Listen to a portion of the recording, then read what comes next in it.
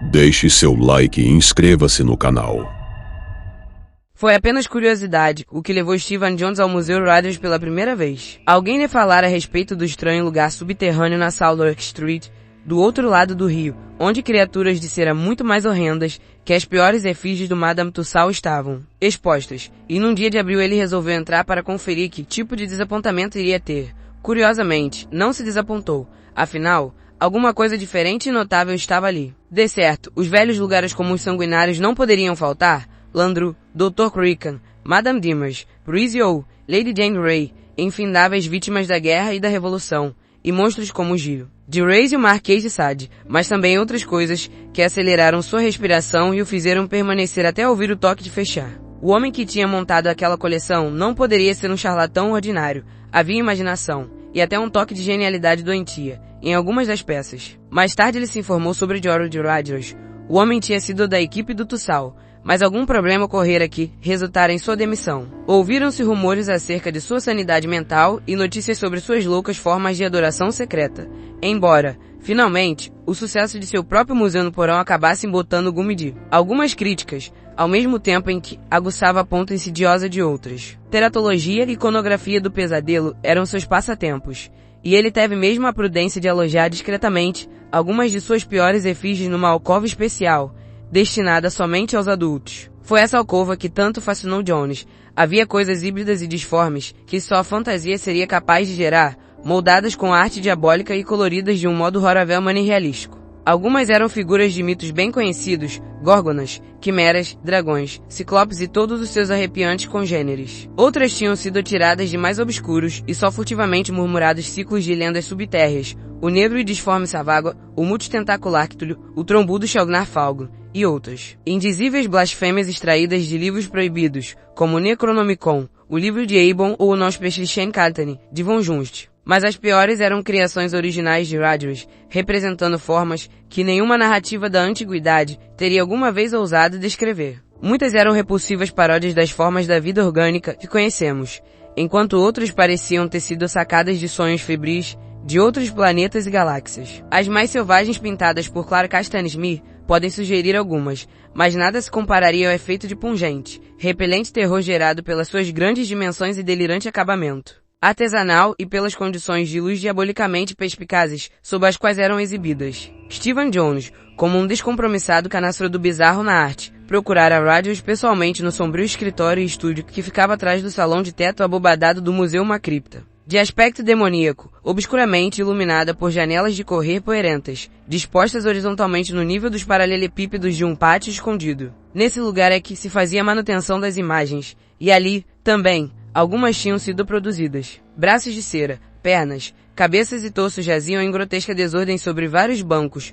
ao passo que nas prateleiras das estantes se viam perucas, dentes e olhos mortiços de vidro espalhados, indiscriminadamente. Vestimentas de todos os tipos pendiam de ganchos, e numa dada alcova havia grandes pilhas de cera couro de carne e prateleiras repletas de latas de tinta e pincéis de todos os formatos. No centro do cômodo estava a grande forja para preparar a cena a ser moldada, sua larga boca ocupada por um vasto container de ferro com alças, ao qual se ligava um tubo que permitiria despejar a cera derretida com um simples toque de dedo. Outras coisas, na cripta penumbrosa, seriam mais difíceis de descrever, partes isoladas de entidades problemáticas, cujas formas agrupadas eram fantasmas de delírio. Numa das extremidades via-se uma porta de madeira maciça, trancada por um cadeado de tamanho incomum, sobre a qual se achava pintado um símbolo bastante peculiar. Jones, que já tivera acesso ao temível Necronomicon, estremeceu involuntariamente ao reconhecer aquele símbolo. Este expositor refletiu: deve ser alguém de um saber desconcertantemente vasto acerca dos assuntos dúbios e negros. Também a palestra de Rogers não desapontou. Era um homem alto, esguio e assaz desalinhado, os grandes olhos negros brilhando em combustão em meio a uma fez pálida e mal barbeada. Não se incomodou com o aparecimento de Jones e antes pareceu saudar a ocasião de poder se abrir com uma pessoa interessada. Sua voz era de uma profundidade e de uma ressonância singulares, mal dissimulando uma ponta de intensidade represa, que bordejava mesmo com fervor. Jones não se espantou de que muitos o tivessem julgado louco. A cada nova visita, e as visitas se tornaram habituais com o passar das semanas, Jones encontraria Rogers mais comunicativo, mais inclinado às confidências. No princípio, tinha havido rumores de crenças e práticas estranhas, da parte do expositor, e mais tarde esses rumores se expandiram em histórias, não obstante umas poucas e estranhas fotografias, corroborantes, cuja extravagância roçaria pelo cômico. Foi em junho, numa noite em que Jones trouxe uma garrafa de bom uísque e pôde conversar mais livremente com seu anfitrião, que o discurso realmente insano despontou. Antes disso, haviam surgido histórias delirantes demais, relatos de viagens ao Tibete, ao interior da África, ao deserto da Arábia, ao Vale do Amazonas, ao Alasca e a certas ilhas pouco conhecidas. Do Pacífico Sul, além de declarações acerca de ter lido livros monstruosos, como os fragmentos narcóticos e os cantos do atribuídos ao maligno e inumano Leng. Mas nada disso fora tão inequivocamente insano quanto o que veio à tona, sob o influxo do uísque, naquele anoitecer de junho. Mais abertamente, Rogers passou a se gabar de ter encontrado certas coisas na natureza que ninguém encontrara antes e de ter trazido à luz evidências de tais descobertas. De acordo com sua arenga, tinha ido mais longe do que qualquer outro na interpretação desses livros obscuros e primeiros que estudara, e fora orientado por eles para certos lugares remotos onde insólitos remanescentes se ocultavam remanescentes de éons de ciclos de vidas mais antigos que a humanidade e em alguns casos conectados com outras dimensões e outros mundos e dimensões, com os quais a comunicação seria frequente em dias pré-romanos. Jones se maravilhava com uma fantasia tão capaz de conjurar semelhantes noções e se perguntava qual seria a real história mental de Rogers. Teria sido seu trabalho, em meio ao grotesco mórbido do Madame Tussauds, o ponto de partida para as suas fugas imaginativas, ou se tratava de uma tendência inata, da qual a escolha de sua ocupação fora apenas uma das manifestações. De qualquer modo, o trabalho do homem estava como que ligado a essas noções. Mesmo agora não havia que se equivocar com o curso de suas mais negras sugestões acerca das monstruosidades de pesadelo ocultas atrás da porta, onde se lia para adultos somente. Infenso ao ridículo, ele tentava sugerir que nem todas essas anormalidades demoníacas eram artificiais. Foi mesmo o ceticismo e o espanto de Jones, diante dessas declarações irrespondíveis, que acabaram quebrando a crescente cordialidade. Rogers estava claro se levava muito a sério, pois agora se tornava moroso e ressentido, continuando a talherar Jones somente ao preço de um incontido impulso de romper o muro de sua incredulidade, urbana e complacente. Contos e sugestões delirantes de ritos e sacrifícios prestados a inomináveis deuses antigos continuava, e aqui e ali Rogers mostraria ao hóspede uma das ultrajantes blasfêmias, na alcova reservada e apontaria detalhes difíceis de conciliar, mesmo com a mais refinada artesania humana. Jones prosseguiu, fascinado, com suas visitas, embora soubesse que tinha desmerecido os interesses de seu anfitrião. Às vezes, tentaria animar o Rogers com um fingido assentimento, alguma sugestão ou asserção maluca, mas o magro expositor raramente se deixaria enganar por essas táticas. A tensão atingiu o ápice mais tarde, em setembro. Jones entrou casualmente no museu, num certo entardecer, e perambulava pelos corredores sombrios, cujo horror lhe era agora familiar, quando ouviu um som bastante sinistro, proveniente do estúdio de Rogers. Outros o ouviram também, nervosamente, saíram em disparada, enquanto os ecos reverberavam através do grande porão de teto arqueado. Os 3 assistentes trocaram olhares significativos. Um deles, um sujeito negro e taciturno, com ar de estrangeiro, que sempre servira Rogers como reparador e desenhista assistente, sorriu de um modo que pareceu intrigar seus colegas e que tocou profundamente alguma faceta da sensibilidade de Jones. Parecia o ganido ou uivo de um cão, e era um som que só poderia ser produzido sob condições do mais extremo terror e agonia combinados. Seu frenesi agudo, angustiado, era impressionante de ouvir e, em toda sua grotesca normalidade, continha algo duplamente aterrorizante. Jones se lembrou de que não eram permitidos cachorros no museu. Estava prestes a ir até a porta que conduzia ao estúdio, quando o atendente negro deteve com uma palavra e um gesto, o senhor. Rogers, o homem, disse, numa voz suave e algo acentuada que não escondia qualquer coisa de apologético e sardônico tinha saído, e havia ordens expressas para não deixar que ninguém entrasse no estúdio durante sua ausência. Quanto àquele uivo, proviera certamente de alguma coisa lá fora, do pátio aos fundos do museu. A vizinhança estava cheia de vira-latas, cujas brigas costumavam ser chocantemente barulhentas. Não havia cães em parte alguma do museu, mas, se o Sr. Jones quisesse ver o Sr. Rogers, poderia encontrá-lo antes da hora de fechar. Depois disso, Jones galgou os velhos degraus de pedra até a rua e examinou com curiosidade os esquálidos arredores. Os edifícios magros, decrépitos que uma vez foram residências, mas que agora eram na maioria lojas e armazéns, eram de fato muito antigos. Alguns deles eram de um tipo que parecia remontar à época dos Tudors, e um fedor algo miasmático pairava sutilmente por toda a região. Ao lado da casa sombria, cujo porão servia de museu, havia uma passagem em arco, não muito alta, cortada por um caminho de pedras e esculturas, e foi por ela que Jones enveredou na vaga expectativa de encontrar o pátio dos fundos e ajeitar em sua mente, de um modo mais confortável, o caso do cachorro. O pátio, obscurecido na fraca luz do entardecer, estava cercado ao fundo por muros mais feios e intangivelmente ameaçadores do que as fachadas decadentes do casario vetusto e maligno. Não se via nenhum cachorro. Jones se perguntou como resultado de tamanho frenesi poderia ter se desvanecido tão depressa e tão completamente. Apesar da declaração do assistente de que nenhum cachorro tinha estado no museu, Jones examinou com nervosismo as 3 pequenas janelas do estúdio subterrâneo, estreitos e horizontais retângulos, colados ao piso onde a erva crescia, seus vidros ostensivos a mirar repulsivamente e sem curiosidade como os olhos de um peixe morto. À sua esquerda, um line carcomido de degraus conduzia a uma obscura porta de pesadas dobradiças. O impulso lhe veio de se abaixar sobre os paralelepípedos úmidos e partidos e espiar lá dentro, na possibilidade de que os espessos cortinados verdes, movidos por longos cordões, que desciam até um nível alcançável, não poderiam ser afastados. As superfícies externas estavam grossas de poeira, mas quando as esfregou com o lenço percebeu que não havia nenhuma cortina obstruindo a visão. Tão penumbroso era o interior do porão que pouca coisa se podia ver, mas a grotesca parafernália se deixava lobrigar espectralmente aqui e ali, enquanto Jones observava janela por janela. Parecia evidente, a princípio, que ninguém estava dentro. No entanto, quando ele espiou através da janela da extrema direita, aquela mais próxima do caminho de entrada, avistou um brilho ao fundo do compartimento que o fez estacar surpreendido. Não havia razão para que nenhuma luz estivesse ali. Tratava-se de uma parte interna do cômodo, e ele não podia lembrar-se de rever nenhuma lâmpada elétrica ou a gás perto daquele ponto. Uma outra olhadela definiu o brilho como sendo um largo retângulo vertical, e um pensamento lhe ocorreu. Era naquela direção que ele tinha sempre reparado na grande porta de madeira com um imenso cadeado à porta, que nunca era aberta e sobre a qual se estampava cruamente aquele pavoroso símbolo críptico, proveniente dos documentos fragmentários de uma magia ancestral e proibida. Devia estar aberta agora, e havia uma luz lá dentro. Toda sua especulação anterior sobre o lugar aonde aquela porta levaria e sobre o que haveria por trás foi então renovada, com uma intensidade triplamente inquietadora. Jones perambulou a esmo pela opressiva localidade, até próximo das 6 horas, quando voltou ao museu para procurar Rogers. Dificilmente poderia dizer por que ansiava tanto em ver o homem assim de imediato. Contudo, devem ter influído nessa disposição algumas suspeitas subconscientes acerca daquele uivo canino da tarde, terrivelmente difícil de situar,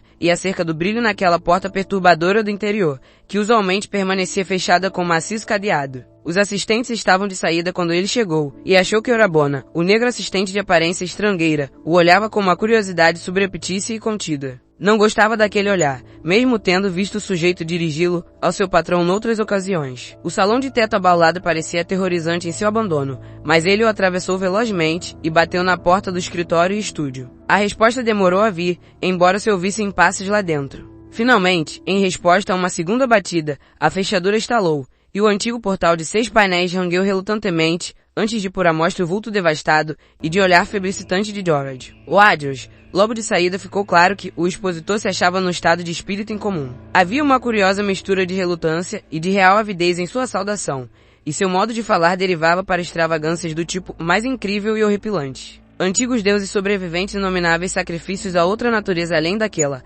artificial, dos horrores da alcova toda lenga-lenga usual, mas pronunciada num tom de confiança algo crescente obviamente, refletiu Jones, a loucura do pobre o estava dominando mais e mais. Vez por outra, Rogers lançaria olhadelas furtivas, em direção à porta trancada, no final do cômodo, ou em direção a um pedaço de áspera aninhagem que jazia no chão, não muito distante dele, sob o qual algum objeto pequeno parecia estar colocado. Jones ficou mais nervoso à medida que os momentos passavam e começou a se sentir tão hesitante em mencionar os estranhos eventos da tarde, quanto há pouco tinha estado ansioso por fazê-lo. O tom sepulcralmente grave da voz de Rogers quase se partia sob a excitação de seu delírio febril. Você se lembra, gritou, do que eu lhe contei acerca daquela cidade em ruínas da Indochina, onde os Tuchus viviam? Deve de admitir que estive lá, quando viu as fotografias, mesmo se achasse que eu fiz as esculturas daquele nadador oblongo de cera. Se você o tivesse visto com torcer indúcio nos poços subterrâneos como eu vi bem, este é maior ainda. Nunca lhe falei sobre este, porque desejava trabalhar as últimas partes antes de fazer qualquer anúncio. Quando você vir os instantâneos, saberá que a geografia não poderia ter sido falsificada, e eu creio que tem outro meio de prová-lo. Não se trata de nenhuma mistura de cera que fiz. Você nunca o viu, porque os experimentos não me permitiriam mantê-lo em exibição. O exibidor olhou de um modo estranho para a porta trancada. Tudo provém daquele longo ritual no 8º fragmento pnacótico. Quando me dei conta, vi que poderia ter apenas um significado. Havia coisas no norte, antes que a Terra de Lomar, antes que a humanidade existisse. E esta era uma delas. Vasculhamos tudo até o Alasca, partindo de Fort Morton até Nutak, mas a coisa estava lá, como sabíamos que estaria. Grandes ruínas ciclópicas, cobrindo acres inteiros. Havia sobrado menos do que esperáramos, mas após 3 milhões de anos, o que se poderia desejar? E não estavam as lendas esquimós todas na direção certa. Não podíamos forçar um deles a ir conosco, e tivemos de esquiar de volta até Nome em busca de americanos. Orabona não tinha utilidade naquele clima, tornou-se taciturno e odioso. Mais tarde lhe contarei do modo como a encontramos. Quando removemos o gelo dos pilanos da ruína central, a escadaria era exatamente como pensamos que seria. Viam-se ainda alguns entalas, e não houve problemas em impedir que os Yankees nos seguissem ao entrarmos. Orabona tremia como uma folha, você nunca suporia, vendo os modos insolentes que ele exibe por aqui. Ele conhecia bastante sobre as velhas lendas, para estar devidamente amedrontado. A luz externa tinha acabado, mas nossos achotes mostravam bastante. Vimos os ossos de outros, que tinham existido antes de nós anos atrás, quando o clima era quente. Alguns desses ossos eram de coisas que você não poderia sequer imaginar. No 3º nível abaixo, encontramos o trono de marfim, do qual os fragmentos tanto falavam e posso lhe dizer que não estava vazio. A coisa no trono não se movia, e então percebemos que ele precisava ser alimentado por algum sacrifício, mas não pretendíamos acordá-lo, melhor levá-lo para Londres primeiro. Orabona e eu nos arrojamos à superfície da grande caixa, mas quando embalamos, vimos que não poderíamos subir com ele os 3 lances de degraus. Esses degraus não foram construídos para seres humanos, suas dimensões nos dificultavam. De qualquer modo, era pesado em excesso. Tivemos de chamar os americanos para o tirarmos de lá. Não estavam nada animados a entrar no lugar, mas certamente a coisa pior já estava dentro da caixa. Dissemos a eles que se tratava de uma peça de marfim esculpido, material arqueológico, e, ao verem o trono entalhado, provavelmente acreditaram em nós. É um espanto que não tenham suspeitado de um tesouro oculto e que não tenham exigido uma parte. Devem ter contado estranhas histórias acerca de Nome, mais tarde, embora eu duvide de que tenham retornado às ruínas, mesmo pelo trono de marfim. Wadros fez uma pausa, procurou em sua escrivaninha e tirou um envelope com fotografias de tamanho grande. Extraindo uma e colocando-a com a fez virada para baixo à sua frente, passou as restantes a Jones. O conjunto era certamente espantoso. Colinas cobertas de gelo, trenós puxados por cães, homens envolvidos em peles e vastas ruínas decadentes contra um fundo de neve, ruínas cujos contornos, bizarros e cujos blocos enormes de pedra dificilmente poderiam ser descritos. Uma vista à luz do flash mostrava uma incrível câmara interior, com entalas selvagens e um trono curioso, cujas proporções não poderiam ter sido desenhadas para um ocupante humano. Os entalas da alvenaria gigantesca, altas paredes peculiarmente abobadadas, eram grandemente simbólicos e envolviam tanto desenhos completamente desconhecidos, quanto certos hieróglifos citados de modo sombrio em legendas obscenas. Sobre o trono estampava-se o mesmo símbolo temerário que se via pintado acima da porta de madeira da oficina. Jones lançou um olhar nervoso àquele portal fechado. Com toda certeza, Wadros andara por lugares estranhos e vira coisas estranhas. Entretanto, aquela fotografia louca do interior podia ser facilmente uma fraude tirada de um cenário bem montado. Não se deve ser tão crédulo, mas Wadros continuava. Bem, embarcamos a caixa num navio que saía de Nome e chegamos a Londres sem nenhum problema. Foi a primeira vez em que trouxemos alguma coisa com chances de estar viva. Não coloquei em exibição, porque havia algo mais importante a fazer por ele. Precisava do alimento sacrificial, pois se tratava de um deus. Obviamente eu não poderia lhe dar o tipo de sacrifícios que ele costumaria receber em sua época, pois tais coisas não existem agora. Mas havia outros que podiam servir. O sangue é a vida, você sabe. Mesmo os lêmures e os elementais, que são mais velhos do que a terra onde vir, quando o sangue de homens ou animais for oferecido sob as condições corretas. A expressão na face do narrador estava se tornando mais e mais alarmante e repulsiva, o que fez Jones estremecer em sua cadeira. Wadros pareceu notar o nervosismo de seu hóspede e prosseguiu. Com um sorriso distintamente mau, foi no último ano que o consegui e desde então tenho tentado ritos e sacrifícios. Orabona não tem sido de muita ajuda, pois esteve sempre contra a ideia de despertá-lo. Ele o odeia, provavelmente porque teme o que ele poderá vir a significar. Carrega uma pistola durante todo o tempo, para se proteger tolo, como se houvesse proteção humana contra ele. Se alguma vez o vi sacar a pistola, o estrangularei. Queria que eu o matasse e fizesse uma efígie dele. Mas já tracei meus planos e estou chegando ao topo, a despeito de todos os covardes como Orabona e dos malditos céticos de nariz empinado como você.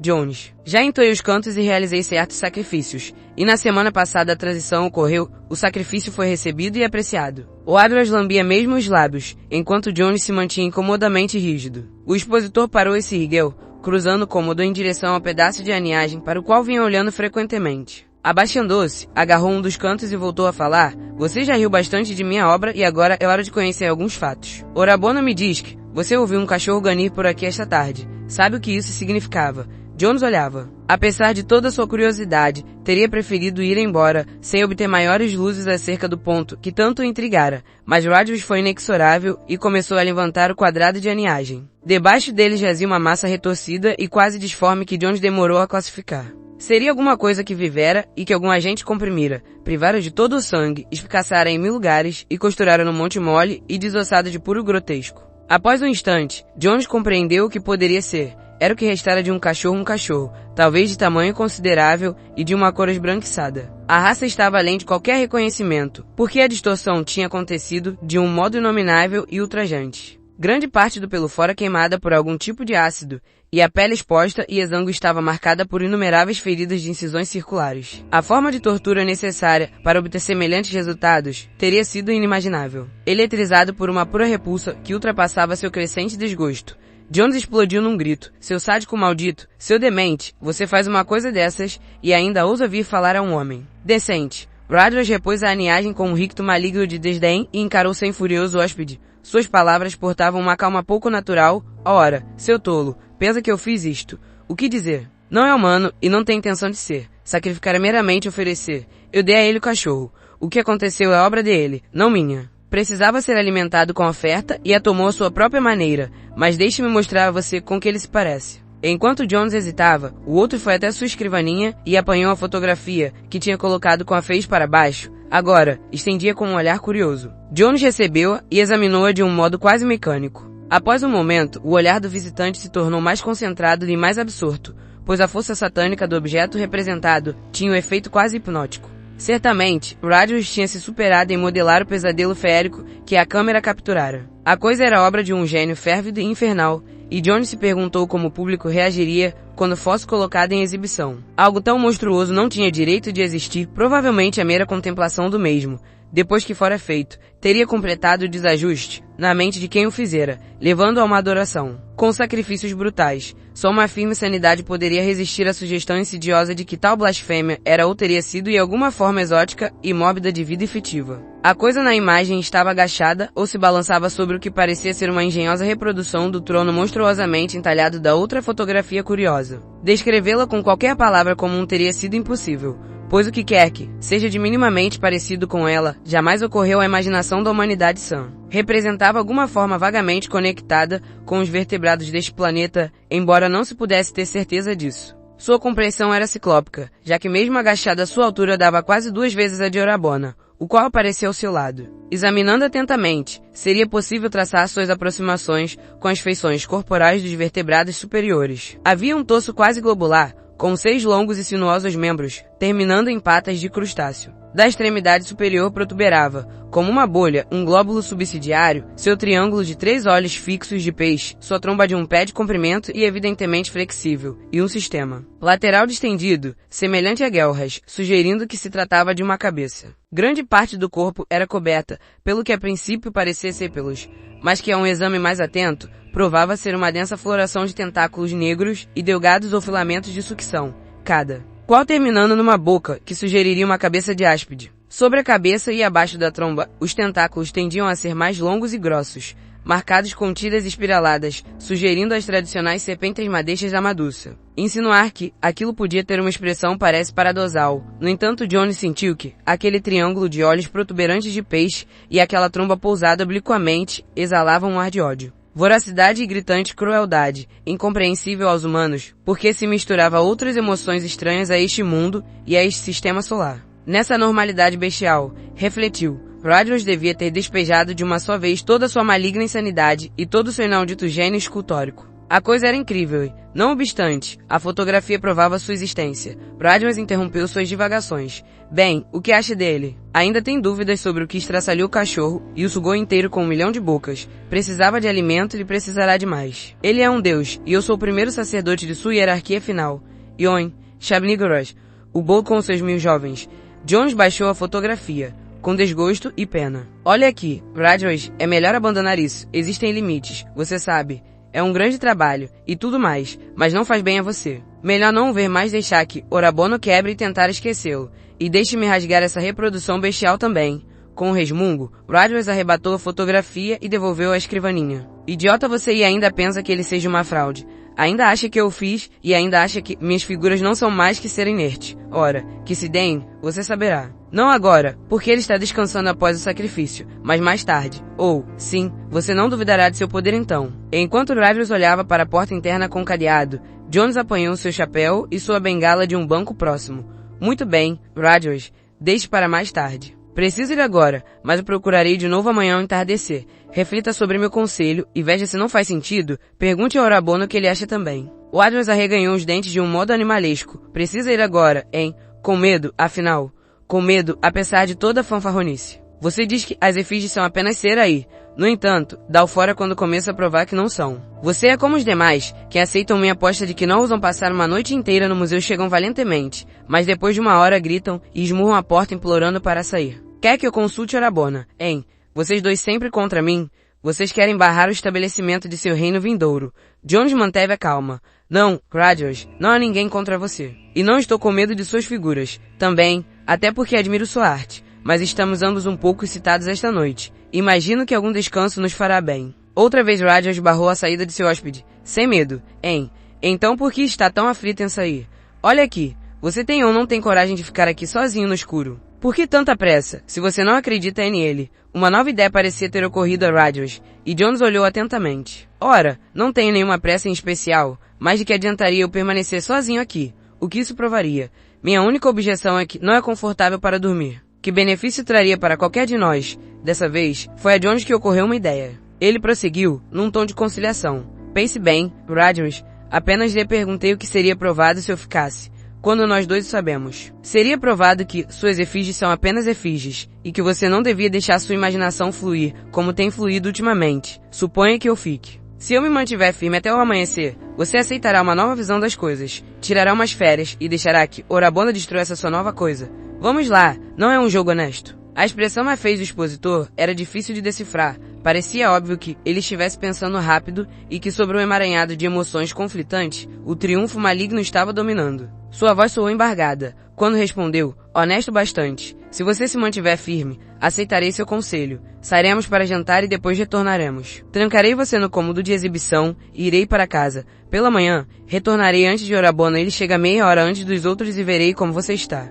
Mas não o tente, a menos que esteja muito seguro de seu ceticismo. Outros fraquejaram a oportunidade é sua. E suponho que umas batidas na porta de fora sempre trarão um policial. Você poderá não gostar, depois de algum tempo, e estará no mesmo edifício, mas não no mesmo cômodo que ele. Quando atravessaram a porta dos fundos, em direção ao pátio sombrio, Rogers levou consigo pedaços de aninhagem com seu repulsivo conteúdo. Próximo ao centro do pátio havia um bueiro, cuja tampa o expositor ergueu em silêncio e com acento de arrepiante familiaridade. Com invólucro e tudo, o fardo desceu ao oblívio de uma cloaca labiríntica. Jones estremeceu e instintivamente se esquivou ao contato da vampiresca figura ao seu lado, enquanto saíam para a rua. Num tácito consentimento mútuo, não jantaram juntos, mas concordaram em se encontrar às 7 diante do museu. Jones apanhou um táxi e respirou aliviado depois que cruzou a ponte Waterloo e sentiu que se aproximava da Strand alegremente iluminada. Satisfez-se com um café frugal e em seguida se recolheu à casa em Portland Place para tomar um banho e apanhar algumas coisas. Perguntou-se, um tanto improficuamente, o que Rogers estaria fazendo. Tinha ouvido que o homem possuía uma casa vasta e penumbrosa em Wallard Road, repleta de livros obscuros e proibidos, parafernalhas ocultas e imagens de cera, que preferia não colocar em exposição. Orabona, sabia-se, vivia num setor separado dessa mesma casa. Às 11, Jones encontrou Rogers à sua espera, junto à porta do porão na Southwark Street. Trocaram escassas palavras, mas cada qual parecia lutar com uma tensão ameaçadora. Concordaram em que somente o salão de exibição deveria compor o cenário da vigília,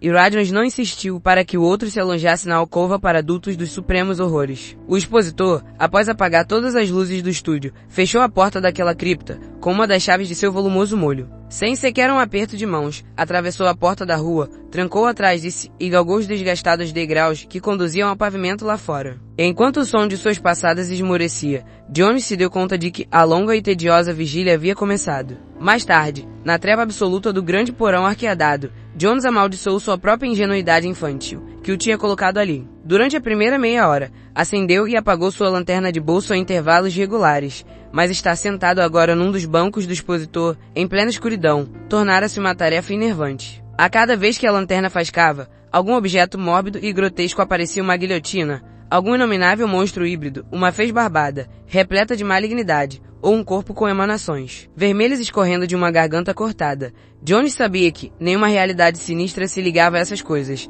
mas após a primeira meia hora, preferiu não as ver mais. Por que se dera ao trabalho de provocar aquele maluco, ele mal podia dizer, teria sido muito mais simples deixá-lo entregue a si mesmo ou ter chamado um especialista. Provavelmente, refletiu, influenciar o sentimento de empatia que um artista tem por outro. Havia suficiente genialidade em Radios para torná-lo merecedor de toda oportunidade possível de que alguém o ajudasse a se livrar de sua crescente mania. Qualquer homem que pudesse imaginar e construir as coisas incrivelmente vivas que ele tinha produzido não estaria distante de uma real grandeza. Ele tinha a fantasia de um Saim ou de um Doré reunida ao artesanato minucioso e científico de um Blatka. Com efeito, ele dera ao mundo do pesadelo aquilo que os Blatkas, com seus modelos de plantas maravilhosamente acurados, feitos com vidro finamente retorcido e colorido, tinham dado ao mundo da botânica.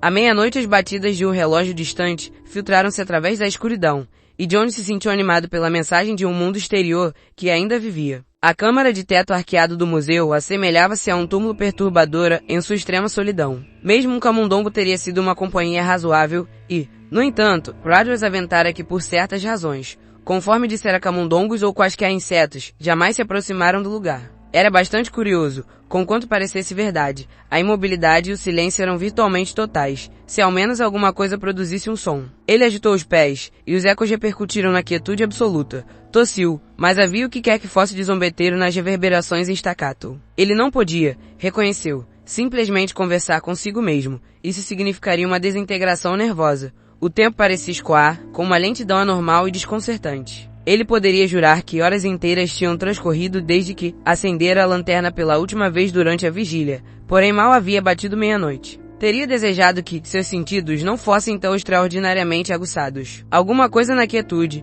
e na escuridão parecia tê-los afiado, de modo que respondiam às mais ligeiras excitações com uma nitidez que dificilmente se consideraria normal. Seus ouvidos pareciam, às vezes, captar um débil e vazio sussurro que não se poderia sem erro identificar como sendo o rumor das ruas esquálidas lá fora, e ele pensou em coisas vagas e irrelevantes, como a música das esferas ou a vida ignota, inacessível, de dimensões alienígenas pressionando contra nossa. Radios não raro especulava sobre tais coisas. Os espectros de luz flutuantes, sobre seus olhos repletos de treva, pareciam inclinados a assumir curiosas simetrias de padrão e movimento. Ele frequentemente se indagara acerca desses estranhos raios provenientes do insondável abismo que cintila diante de nós, na ausência de toda iluminação terrestre, mas nunca conhecera nenhum que se comportasse tal como esses se comportavam. Faltava-lhes a repousante errância das manchas de luz ordinária, como se sugerindo alguma vontade ou propósito, além de qualquer concepção terrestre. Então veio aquela sugestão de estranhos estremecimentos.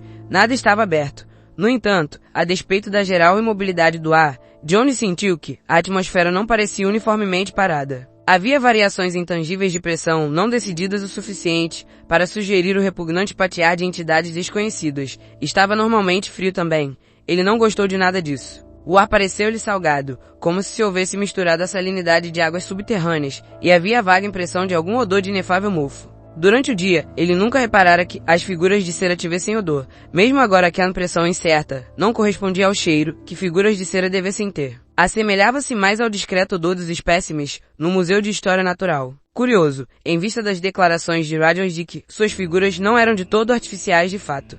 Tal declaração é que levava a imaginação a conjurar a suspeita olfativa. É preciso que se reaja aos excessos da imaginação, não foram tais coisas que puseram louco o pobre Radios.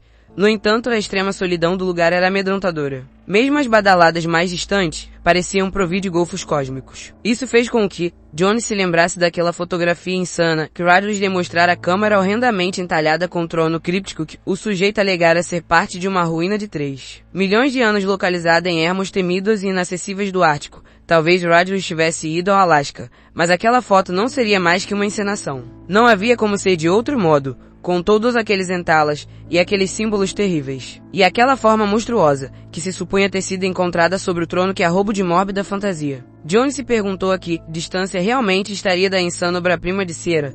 Provavelmente ela estaria guardada atrás daquela maciça porta com cadeado, que levava a algum recesso para além da oficina, mas de nada serviria conjecturar acerca de uma imagem de cera.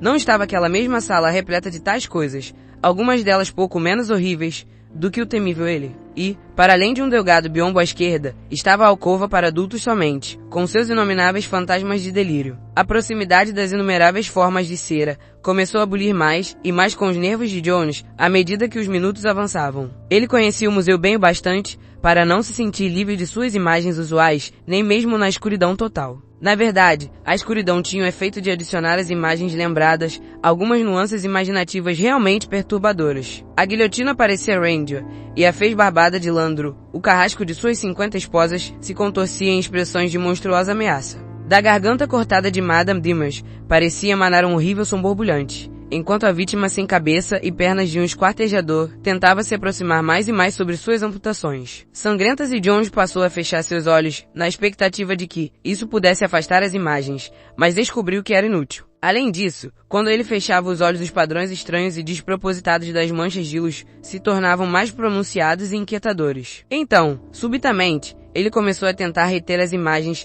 que antes tinha se esforçado para banir, tentou retê-las, porque estavam dando lugar a outras mais assustadoras. Contra a vontade, sua memória se pôs a reconstruir as blasfêmias não humanas que espreitavam pelos cantos mais obscuros, e essas demoníacas formações híbridas se enroscavam e se sacudiam em sua direção como se tentando envolvê-lo num círculo. O negro Savágua se converteu, de uma gárgula semelhante a um sapo, numa linha longa e sinuosa com centenas de pés rudimentares, e um delgado e flexível abutre noturno estendeu suas asas como se, para avançar e sufocar o vigilante. Jones segurou-se para não gritar. Reconheceu que estava revertendo aos terrores tradicionais de sua infância e determinou usar sua razão adulta para conter os fantasmas. Ajudou um pouco, percebeu, piscar a luz novamente. Por medonhas que fossem as imagens mostradas, não eram tanto quanto as que sua fantasia sacava da extrema escuridão, mas houve recaíndas. Mesmo à luz da lanterna, ele não podia deixar de suspeitar que um furtivo e ligueiro tremor se verificava no biombo que escondia a terrível alcova para adultos, somente. Sabia o que estava ali atrás e estremecia. A imaginação evocava as formas chocantes do fabuloso Yusava, um mero aglomerado de globos iridescentes, mas ainda assim estupenda em sua maligna sugestividade. Não estaria aquela massa amaldiçoada, flutuando lentamente em sua direção e se chocando contra a divisória em seu caminho? Uma pequena protuberância na tela direita sugeria o chifre pontudo de Napkek, a coisa peluda, mitológica, dos gelos de Greenland, que às vezes caminhava sobre 2 pernas, às vezes sobre 4. E às vezes sobre 6, para tirar isso da cabeça. Jones se arrojou no ímpeto contra a alcova infernal, com a lanterna acesa à sua frente. Certamente, nenhum de seus receios se comprovou. No entanto, não estariam os longos tentáculos faciais do grande Cthulhu movendo-se realmente, de um modo lento e insidioso? Sabia que eram flexíveis, mas não havia notado que o sopro de ar causado pelo seu próprio avanço fosse suficiente para colocá-los em movimento. Retornando a seu assento do lado de fora da alcova, fechou os olhos e deixou que as manchas simétricas de luz fizessem seu estrago. O relógio distante deu uma única batida, teria sido apenas uma. Acendeu a lanterna sobre seu relógio e viu que era precisamente 1 hora. Seria penoso, de certo, esperar até de manhã. O Adrius só chegaria por volta das 8 horas, antes mesmo de Orabona. Haveria luz lá fora, no porão principal, bem antes que isso ocorresse, mas nenhum raio penetraria ali. Todas as janelas neste porão tinham sido bloqueadas pelas 3 mais pequenas, que davam para o pátio. Uma péssima vigília, ao que tudo indicava. Seus ouvidos captavam maiores alucinações agora, pois ele poderia jurar que estava ouvindo passadas furtivas e inexoráveis na oficina, para além da porta trancada. Não havia que ficar pensando no horror chamado ele, que Ryder se privara de exibir. A coisa era uma contaminação, havia enlouquecido seu criador, e agora mesmo a sua imagem suscitava atemorizantes fantasias. Jazia, obviamente, por detrás daquela pesada porta de madeira com cadeado. As passadas seriam, certamente, por imaginação. Então julgou ter ouvido a chave girar na porta do estúdio. Acendendo a lanterna, nada mais viu que o vetusto portal de 6 folhas, em sua posição costumeira. Outra vez apelou para a treva e fechou seus olhos, mas veio em seguida uma alucinante ilusão de rangido, não a guilhotina, dessa vez, mas o lento e furtivo abrir-se da porta do estúdio. Ele não gritaria. Se gritasse, estaria perdido. Ouviu-se uma espécie de patear ou de remexer, e estava avançando lentamente em direção a ele. Precisava manter o controle sobre si mesmo. Não fizera o mesmo quando o inominável em forma de cérebro tentou aquá-lo. A movimentação parecia mais próxima, e sua resolução lhe faltava. Ele não gritou, mas apenas gaguejou uma intimação. Quem está aí? Quem é você? O que você quer? Não houve resposta, porém a agitação prosseguia. Jones não soube o que mais temia fazer, se acender a lanterna ou se ficar quieto no escuro, enquanto a coisa avançava sobre ele. Essa coisa era diferente, sentiu no fundo dos outros terrores do anoitecer. Seus dedos e sua garganta funcionavam espasmodicamente. O silêncio era impossível, e o suspense da escuridão extrema começava a se revelar a mais intolerável das condições. Outra vez gritou, histericamente, alto. Quem está aí? Enquanto acendia o facho esclarecedor. Então, paralisado pelo que viu, deixou cair a lanterna e gritou não uma só, mas muitas vezes. Vinha com tosse e indúcia em sua direção a forma gigantesca e blasfema de algo que não era inteiramente macaco, nem inteiramente o inseto. Sua carapaça pendia solta sobre o corpo, e o seu rudimento rugoso de cabeça a olhos mortiços balançava de um lado para o outro como a de um bêbado. Suas patas dianteiras estavam estendidas, com as garras abertas, e todo o seu corpo exalava malignidade, a despeito de sua completa ausência de expressão. Após os gritos e a volta da escuridão, a criatura saltou e, num instante, manteve Jones preso ao chão. Não houve luta, porque o vigilante desmaiou. A inconsciência de Jones não deve ter durado mais que um instante, pois a coisa inominável o estava arrastando através da escuridão quando ele começou a se recobrar. O que o despertou foram os sons que a coisa emitia ou, antes, a voz com que os produzia, era uma voz humana e algo familiar. Somente uma criatura viva poderia estar por trás daqueles acentos ásperos e febris que entoavam cantos e algum horror desconhecido. Ion, uivava. Estou chegando, ó Rantegoto, chegando com alimento. Tu esperaste muito e te alimentaste mal, mas agora terás o que foi prometido. E ainda mais, pois que, em vez de Orabona, terás alguém de alto nível que duvidou de ti. Poderás espremê-lo e sugá-lo, com todas as suas dúvidas, e te fortalecerás assim. E após, entre os homens, ele há de ser mostrado como um monumento à tua glória. Rantegoto, infinito e invencível, sou teu escravo e teu sumo sacerdote. Estás faminto, e te alimentarei. Li o sinal e te conduzi. Com sangue te nutrirei, e as de me nutrir com poder. Yon, Shabnigorash, o boi com os 1000 jovens. Num instante, todos os terrores da noite abandonaram Jones como um manto que se despe. Ele se tornou de novo senhor de sua mente, pois reconhecia o perigo muito terreno e material com que tinha de lidar. Não era nenhum monstro de fábula, mas um louco perigoso. Era Radios, vestindo alguma fantasia de pesadelo produzida por seu próprio engenho insano, e prestes a realizar algum apavorante sacrifício ao deus demônio que ele mesmo moldara na cera. Claramente, ele devia ter penetrado na oficina pela porta do pátio, envergado seu disfarce e então avançado para sua vítima acuada e alquebrada pelo medo. Sua força era prodigiosa, e se ele devia ser impedido, cumpria agir rapidamente. Contando com a confiança do louco em sua inconsciência, Jones decidiu surpreendê-lo, aproveitando-se de um relaxamento do abraço. O contato com alguma mobília mostrou-lhe que estava cruzando o cômodo em direção às trevas do estúdio. Com a força que nos concede o medo mortal, Jones deu um súbito arranco, saindo da posição meio deitada na qual estava sendo arrastado. Por um instante, viu-se livre das mãos do maníaco atônito, e no outro instante um golpe de sorte na escuridão colocou suas próprias mãos na goela oculta do perseguidor. Simultaneamente, Radius o agarrou de novo, e sem maiores avisos, estavam os dois atracados numa luta desesperada de vida e morte. O preparo atlético de Jones, sem sombras de dúvida, era sua única salvação, pois seu louco adversário, livre de qualquer inibição com respeito a jogo limpo, decência ou mesmo autopreservação, era uma máquina de selvagem destruição tão formidável quanto qualquer lobo ou pantera.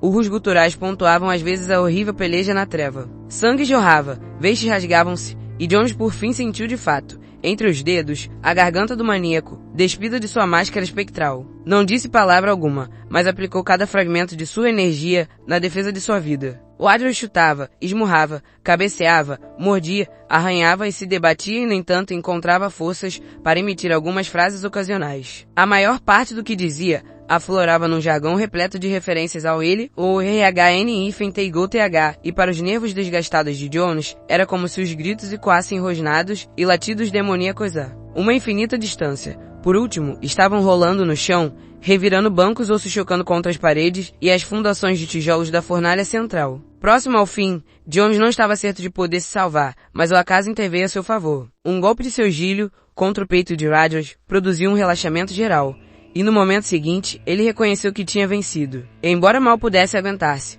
Jones se levantou e apalpou as paredes à procura do interruptor, pois sua lanterna sumira, juntamente com grande parte de suas roupas. Enquanto avançava, arrastou consigo seu oponente inerte, temendo um ataque súbito, quando mesmo se recobrasse. Encontrando a caixa dos interruptores, remexeu até que deparou com o acionador direito. Então, quando a caótica desordem do estúdio explodiu numa súbita cintilação, pôs-se a amarrar o Rogers com cordas e correias que facilmente descobriu à sua volta. O disfarce do sujeito, ou o que restara dele, parecia feito de uma espécie estranhíssima de couro. Por alguma razão, a carne de Jones se retraiu ao tocá-lo, e parecia exalar-se daquilo um odor ferruginoso e alienígena. Por baixo, entre as roupas normais, estava o molho de chaves de Rogers, que o exaltado vencedor arrebatou como seu passaporte final para a liberdade. As cortinas sobre as pequenas janelas de correr estavam todas cuidadosamente cerradas, e ele as deixou ficar assim, lavando o sangue da batalha com uma bacia conveniente. Jones vestiu as mais ordinárias, sempre ruins roupas, que conseguiu encontrar nos cabides do vestuário. Experimentando a porta para o pátio, descobriu que a tranca não exigia uma chave pelo lado de dentro. No entanto, ele conservou consigo o molho de chaves, de modo a poder voltar com ajuda pois, obviamente, o melhor a fazer era chamar um alienista. Não havia telefone no museu, mas não seria demorado encontrar um restaurante noturno ou uma farmácia que dispusesse de um. Tinha quase aberto a porta, quando uma torrente de repulsivas imprecações, proveniente do cômodo, lhe informou que Rogers, cujos ferimentos mais visíveis, se restringiam a um sulco longo e profundo. Na face esquerda recobrara a consciência, tolo, filhote de Navíde que é flúvio de Cavan, filho dos cães, que o vão no meio extremo de Azatoth. Você teria sido sagrado e imortal, e agora está traindo a ele e ao seu sacerdote. Mas cuidado, pois ele tem fome. Teria sido Orabon aquele maldito cão traiçoeiro, sempre pronto a me trair a mim e a ele, mas darei a honra a você. Agora, ambos precisamos ter cuidado, pois ele não é gentil com o seu sacerdote. Yon, a vingança está próxima. Sabe que você teria se tornado imortal? Olhe para a fornalha. Há um fogo pronto a ser aceso, e existe cera no caldeirão. Eu teria feito com você o que fiz com outras criaturas outrora viventes. Ei, você, que declarou serem apenas cera todas as minhas efígies, teria se tornado uma efígie de cera também. A fornalha estava preparada. Depois que ele se houvesse nutrido, e você tivesse ficado como aquele cachorro que lhe mostrei, eu teria tornado imortais os seus restos compactados e perfurados. A cera seria o bastante. Não vi como sou um grande artista. Cera sobre cada poro cera, sobre cada polegada de você, Yon. E para todo sempre o mundo teria olhado para sua carcaça mofina e se espantado de que eu pudesse imaginar e produzir semelhante coisa. Ei. E Orabona teria sido o próximo, e outros depois dele, e assim cresceria minha família de cera. Cão ainda acha que fiz todas as efígies. Por que não dizer, preservei? Reconhece agora os estranhos lugares pelos quais andei e as coisas estranhas que trouxe comigo. Covarde você nunca teria peito para encarar um rastejante dimensional cuja pele eu vesti para assustá-lo, a mera visão de sua forma viva. Ou sequer um pensamento dela, o mataria de medo num instante. Yon, ele aguarda faminto pelo sangue que é vida. Rogers, encostado à parede, oscilava para frente e para trás em suas amarras. Ouça, Jones, se eu deixar ir, você me deixará ir também. É preciso que seu sumo sacerdote cuide dele. Orabona será suficiente para mantê-lo vivo. Podia ter sido você, mas você rejeitou a honra. Não me importunarei mais.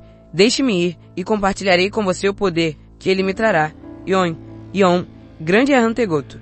Deixe-me ir. Ele está morrendo de fome lá embaixo, atrás daquela porta, e se ele morrer os antigos nunca mais retornarão. Ei, deixe-me ir. Jones apenas balançou a cabeça, embora a enormidade das ideias do expositor o revoltasse. Rogers, olhando agora alucinadamente para a porta de madeira com o cadeado, batia mais e mais com a cabeça contra a parede de tijolos e esmurrava com os cotovelos bem atados. Jones temeu que ele se machucasse, e avançou para amarrá-lo um pouco mais firmemente a algum objeto estacionário. Encolhendo-se, Rogers se desviou dele e começou a emitir uma série de uivos frenéticos, cuja inumanidade extrema e monstruosa era estarrecedora e cujo volume agudo era quase inacreditável. Parecia impossível que uma garganta humana produzisse ruídos tão altos e cortantes, e Jones sentiu que, se continuassem, não haveria necessidade de pedir ajuda por telefone. Não demoraria para que um policial viesse investigar, mesmo admitindo-se que não havia vizinhos para ouvir entre os armazéns daquele distrito deserto. Aquela criatura toda amarrada, que tinha começado a se contorcer ao longo do piso, agora alcançava a porta com cadeado e batia trovejantemente com a cabeça contra ela. Jones receou amarrá-la ainda mais e desejou que a luta o tivesse deixado exausto o suficiente. Essa sequência violenta dava-lhe horrivelmente nos nervos, e ele começou a sentir o retorno das indescritíveis inquietações que havia sentido no escuro. Tudo o que presenciara acerca de Rogers e do museu era tão infernalmente mórbido e sugestivo de negras visões de além-vida. Era inquietador pensar na obra-prima em cera, de genialidade anormal, que naquele momento deveria estar à espreita, quase à mão, na escuridão que havia do outro lado da pesada porta, com cadeado. Então, alguma coisa aconteceu que trouxe mais um arrepio à espinha de Jones e fez com que cada pelo de seu corpo, mesmo os suaves tufos nos dorsos das mãos, se arrepiasse com um vago medo que não permitia classificação. Rogers, subitamente, parara de gritar e de bater com a cabeça contra a maciça porta de madeira e lutava para se assentar, a cabeça pendida para um lado, como se ouvindo alguma coisa com atenção. Inopinadamente, um sorriso de diabólico triunfo se estampou em seu rosto, e ele começou a falar de um modo ininteligível outra vez, agora num sussurro grave que contrastava estranhamente com o seu anterior uivo estentórico. Escute, tolo, escute bem, ele me ouviu e está vindo. Pode ouvi-lo chapinhar para fora de seu tanque, lá no fundo da eclusa. Eu a fiz bem funda, porque não havia nada melhor para ele. Trata-se de um anfíbio, sabe? Você viu as guerras na fotografia. Chegou à terra vindo da Plumba e Yaga, onde as cidades jazem no fundo de um mar aquecido. Não pode ficar de pé ali alto demais e tem de se sentar ou de se agachar. Dê-me as chaves, precisamos deixá-lo sair e nos ajoelharmos diante dele. Então sairemos à procura de um cão ou de um gato ou quem sabe de algum bêbado para lhe dar o sustento de que ele precisa. Não foi tanto o que o doido dissera, mas o modo como dissera, que atingiu Jones tão profundamente. A confiança e a sinceridade extremas, insanas, que havia naquele sussurro louco eram lamentavelmente contagiantes. A imaginação, tremendo estímulo, acharia uma ameaça ativa naquela demoníaca figura de cera que espreitava oculta para além das grossas tábuas. Mirando a porta com inusitado fascínio, Jones reparou que ela exibia várias rachaduras, conquanto nenhum sinal de tratamento violento era visível daquele lado. Ele se perguntou que dimensões teria o cômodo ou despensa por trás dela e de que modo estaria colocada a figura de cera. A ideia do maníaco de um tanque, como eclusa, era tão conjeturável quanto todas as suas outras fabulações. Logo, num instante terrível, Jones não teve força sequer para respirar. A correia de couro que segurava para dar o último laço em Rogers escorregou de suas mãos, e um espasmo de tremor convulsionou da cabeça aos pés. Devia saber que o lugar o levaria à loucura, como fizera com Rogers e agora estava louco. Estava louco, pois agora sofria alucinações mais esquisitas do que quaisquer outras que o tinham assaltado naquela noite. O louco como o cavalo, ao ouvir o chapinhar de um monstro mítico no tanque que estava para além da porta e agora, Deus poderoso, ele o ouvia. Rogers percebeu o espasmo de horror que se estampou no rosto de Jones e o transformou numa máscara de expectativa e de medo. Casquinou. Afinal, tolo, acredita. Afinal você sabe. Ouve, e ele vem. Dê-me as chaves. Tolo, precisamos fazer a reverência e lhe servir. Mas Jones estava longe de prestar atenção em quaisquer palavras humanas, loucas ou sãs. Uma paralisia fóbica o colocou imóvel e semi-inconsciente, imagens selvagens precipitando-se de modo fantasmagórico em sua imaginação. Ouviu-se um chapinhar. Ouviu-se um patear ou um bulício, como de grandes patas úmidas contra uma superfície sólida. Alguma coisa se aproximava. Suas narinas foram invadidas por um fedor proveniente das frinchas daquela porta de pesadelo, ao mesmo tempo semelhante e distinto daquele que emana das jaulas dos mamíferos nos jardins zoológicos do Regent Park. Ele não sabia mais se Rogers estava falando ou não. Tudo o que fosse real se desvanecera, e ele era uma estátua obsedada por sonhos e alucinações tão antinaturais que se tornavam quase objetivas e independentes dele. Pensou ter ouvido farejar um grunhir proveniente do abismo para além da porta, quando um súbito ruído, como de um latido ou de uma trombeta, assaltou seus ouvidos. Não teve certeza se teria vindo do maníaco amarrado, cuja imagem dançava diante de sua vista abalada. A fotografia daquela maldita coisa oculta de cera insistia em flutuar através de sua consciência. Tal coisa não tinha o direito de existir. Não a havia deixado louco. Mesmo enquanto refletia, uma nova evidência de loucura lhe ocorreu. Alguma coisa, pensou, estava bulindo com a tranca da pesada porta, com um cadeado, estava batendo e arranhando e empurrando as grandes tábuas. Ouvia-se o martelar contra a madeira resistente, que se tornou mais e mais pronunciado. A fedentina era horrível. E agora o assalto contra aquela porta pelo lado de dentro se tornava uma saraivada maligna, determinada, como os ribombos num campo de batalha. Houve um ominoso estrondo, um despedaçamento, uma onda de fedor, uma tábua, que caiu uma pata negra, terminando numa pinça de caranguejo. Socorro! Socorro! Deus me ajude! Ah! Com grande esforço Jones consegue. hoje em dia, recordar-se de que sua paralisia fóbica explodiu na liberação de um súbito frenesi de fuga automática. Ora, ele provavelmente viveu uma daquelas fugas loucas e selvagens dos mais loucos pesadelos, pois parece que atravessou no ímpeto a cripta em desordem, de um único salto, escancarou a porta de saída, que se fechou e se trancou às suas costas com um estampido, disparou escada acima, saltando de 3 em 3 degraus, e cruzou alucinada e desorientadamente o pátio calçado de pedras em direção às ruas esquálidas de Southwark. Aqui a memória para.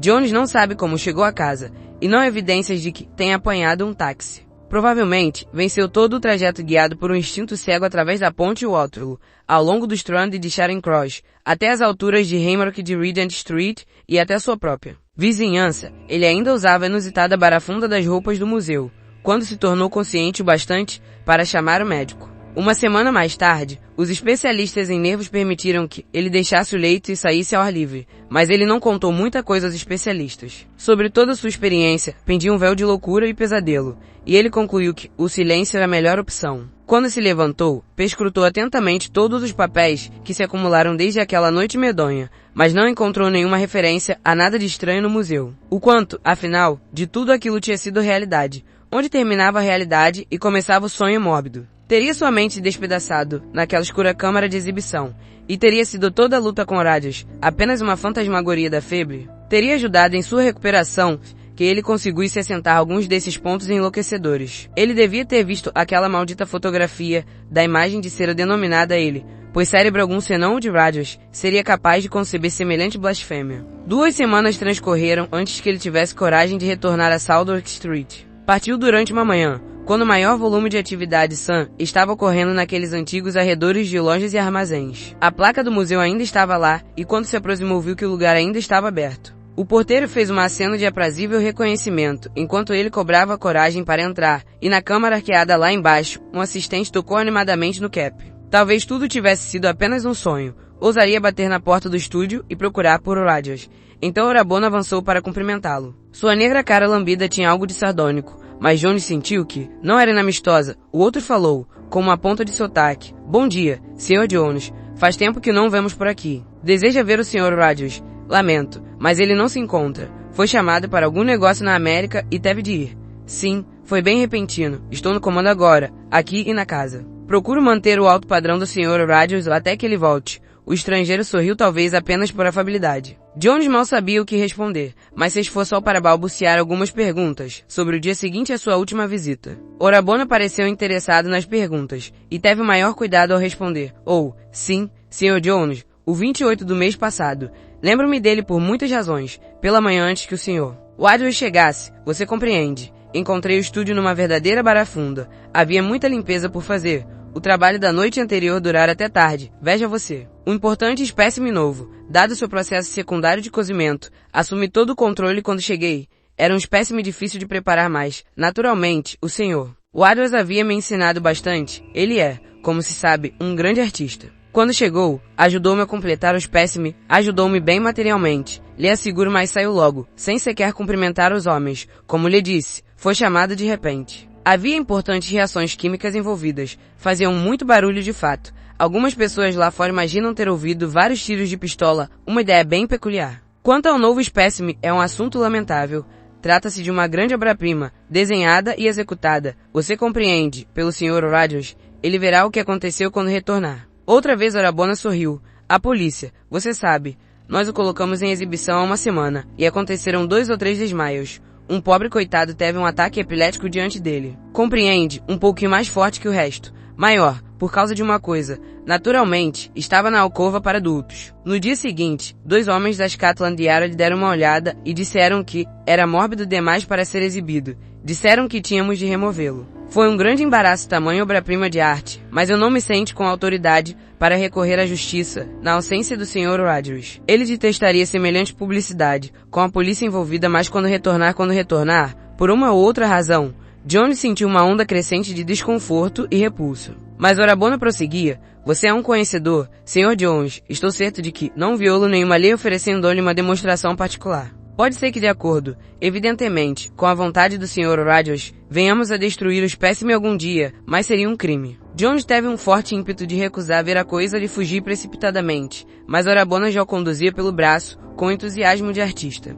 A alcova adulta, apinhada de inomináveis horrores, não tinha visitantes. Num canto distante, um largo nicho fora coberto por uma cortina, e em direção a ele é que avançou o sorridente auxiliar. Você deve saber, Sr. Jones, que o título deste espécime é o sacrifício a Huntegoto. Jones ficou violentamente abalado, mas Orabona não pareceu notar. O deus colossal e informe é uma personagem de certas lendas obscuras, que o Sr. Rogers tinha estudado.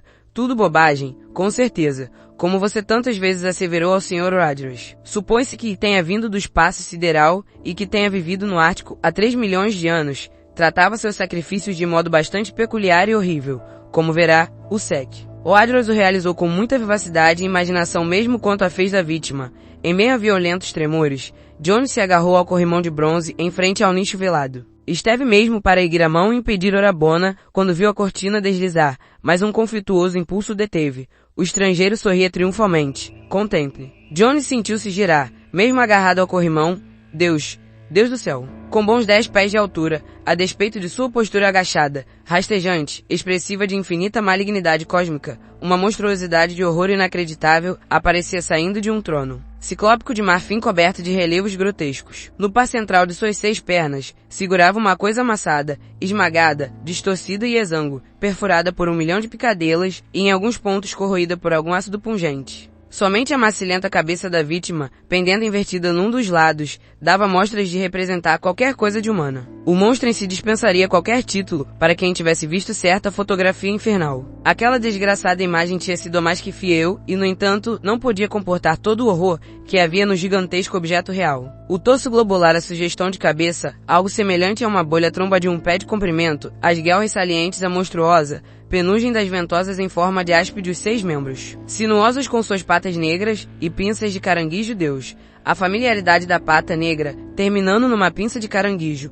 O sorriso de Orabona era simplesmente hediondo. Jones engasgou e fitou aquela exibição medonha, com um fascínio crescente, que o perturbou e o deixou perplexo. Que revelado horror o estava prendendo e forçando a olhar por mais um pouco e a procurar por detalhes. Aquilo tinha enlouquecido Rogers, o artista supremo. Disse que não eram artificiais. Então ele localizou a coisa que o atraía. Era a cabeça pendente da macilenta vítima de cera, e alguma coisa que a implicava. Essa cabeça não era inteiramente destituída de uma fez, e aquela fez era familiar. Parecia-se com a fez enlouquecida do pobre Rogers.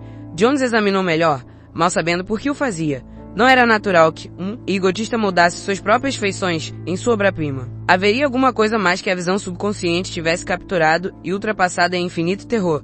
A cera da fez ressequida tinha sido manuseada com inigualável destreza. Aquelas picadas o quão perfeitamente reproduziam a miríade de feridas de algum modo infligidas àquele pobre cão. Mas havia algo mais. Na bochecha esquerda podia-se vislumbrar uma irregularidade que parecia transcender o esquema geral, como se o escultor tivesse procurado cobrir um defeito de sua primeira modelagem. Quanto mais Jones olhava para ela, mais ela o terrificava misteriosamente e então, de súbito, ele se lembrou de uma circunstância que levou seu horror ao ápice. Aquela noite de abominação, a luta, o louco amarrado e o corte longo e profundo na fez esquerda do verdadeiro Rogers vivo. Jones, abandonando desesperado o apoio do corrimão, tombou num desmaio. Total Orabona continuava a sorrir.